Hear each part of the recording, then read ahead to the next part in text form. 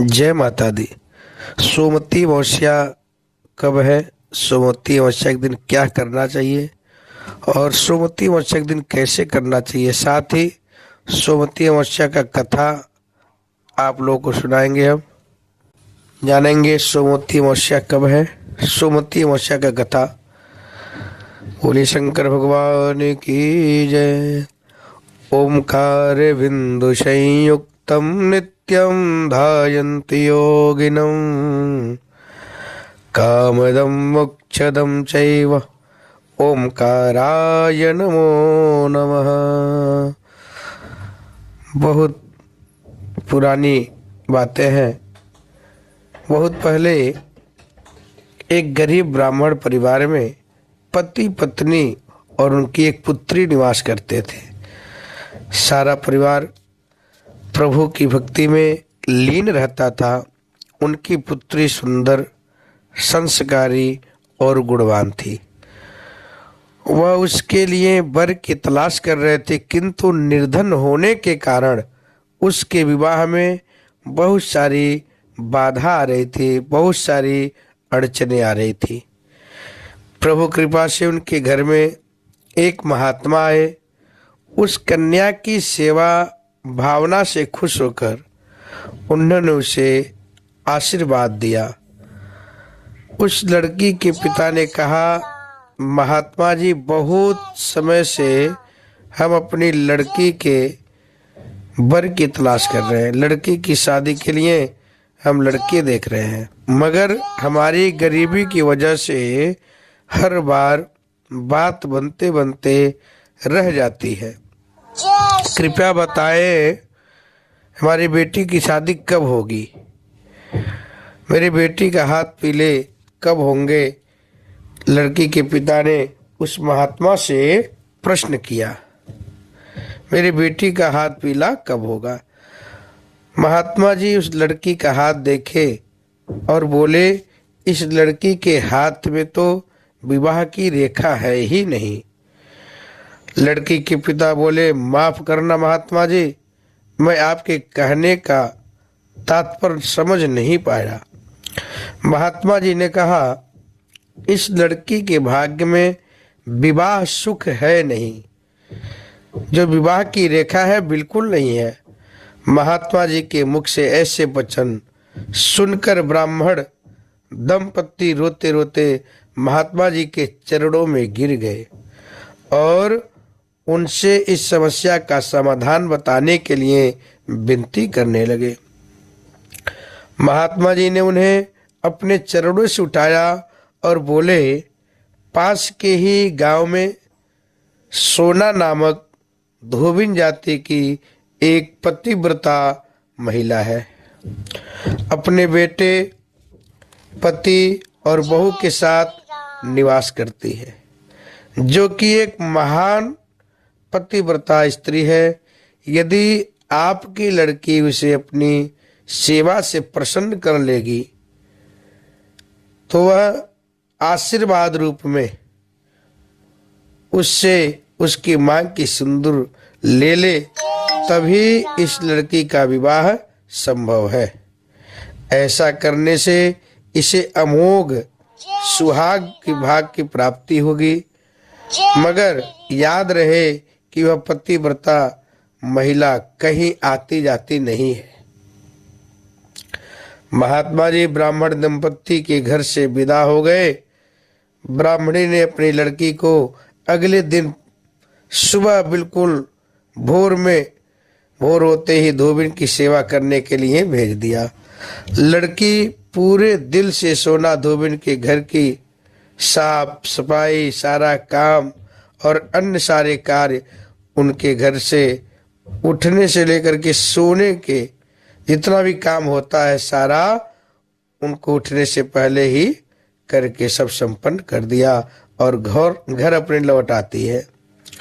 यह क्रम बहुत दिन तक चलता रहा, महीनों तक चलता रहा। एक दिन धोना जैसे जो धोबिन थी, सोना धोबिन, अपनी बहू को शाबाशी देते हुए बोली, तुम तो ब्रह्म मुहूर्त में उठकर ही घर का सारा काम कर लेती हो और मुझे आभास तक नहीं होता है, मुझे पता तक नहीं चलता।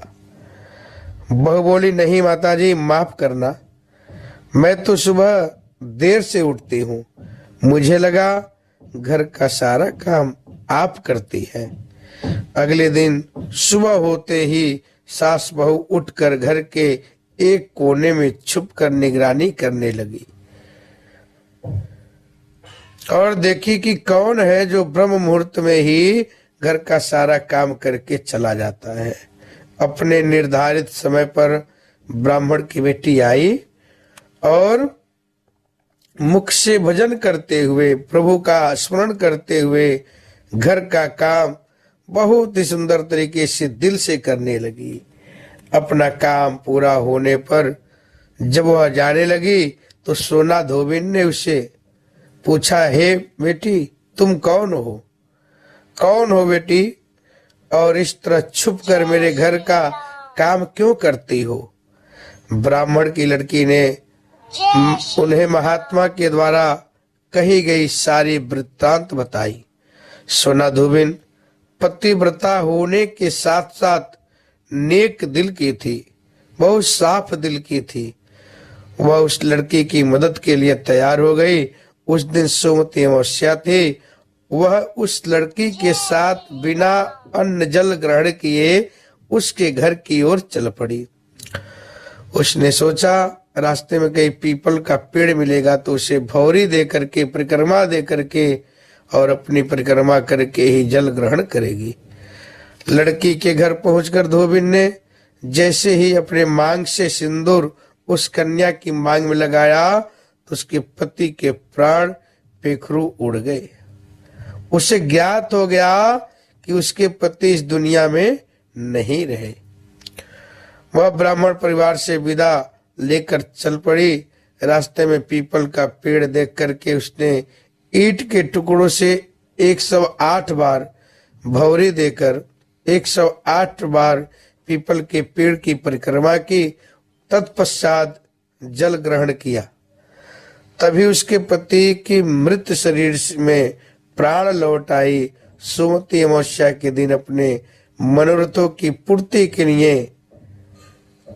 धोबी परिवार को भेंट इत्यादि देने का भी विधान है सोमवती अमावस्या के दिन। बोले शंकर भगवान की जय। सोमवती अमावस्या के दिन पहली तो जो सुहागिन औरतें होती हैं पीपल के पेड़ की परिक्रमा करती है, उसको भंवरी के नाम से भी जाना जाता है और अनेक प्रकार के सामग्रियों से भंवरी दिया जाता है। और जब कोई भी अमावस्या सोमवार के दिन पड़ता है तो उसको बोलते हैं सोमवती अमावस्या। जब अमावस्या मंगलवार के दिन पड़ता है तो उसको बोलते हैं भौमती अमावस्या। तो दोनों अलग अलग है। और सोमवती अमावस्या औरतों के विशेष कामना को पूर्ण करता है। सोमवती अमावस्या कोई भी अमावस्या पड़ता है तो उस दिन पितरों का पूजन करना चाहिए, पितरों के लिए दान पुण्य करना चाहिए, गंगा स्नान करना चाहिए, अपने लिए भी पितरों के लिए भी गंगा में दीप दान करना चाहिए, ब्राह्मणों को साधु संतों को भोजन कराना चाहिए, गरीबों को भोजन कराना चाहिए, गौ को भोजन कराना चाहिए, गाय का चारा दान करना चाहिए। मतलब नाना इत्यादि सामग्री का दान करके अपना जीवन तो आप लोग धन्य बना सकते हैं, साथ ही साथ अपने पितरों को मोक्ष प्रदान कर सकते हैं, अपने पितरों को सद्गति की प्राप्ति दिला सकते हैं। कहा गया है हर पुत्र का कर्तव्य है अपने पितरों का, अपने पूर्वजों का उद्धार करे, अपने पितरों को सद्गति प्राप्त कराए। तो जो भी पुत्र इस कर्म को करता है, पितृ कर्म को, वह पितृ ऋण से मुक्त हो जाता है। नहीं तो जितना माँ बाप का, बड़ों का उपकार होता है, परोपकार होता है सभी के ऊपर, वह पूरे जीवन प्रयत्न तक कभी उतार नहीं सकता है। तो आप लोग इस प्रकार से दान पुण्य करके पितरों का, अपने पितरों को मोक्ष प्रदान करा सकते हैं। जय माता दी।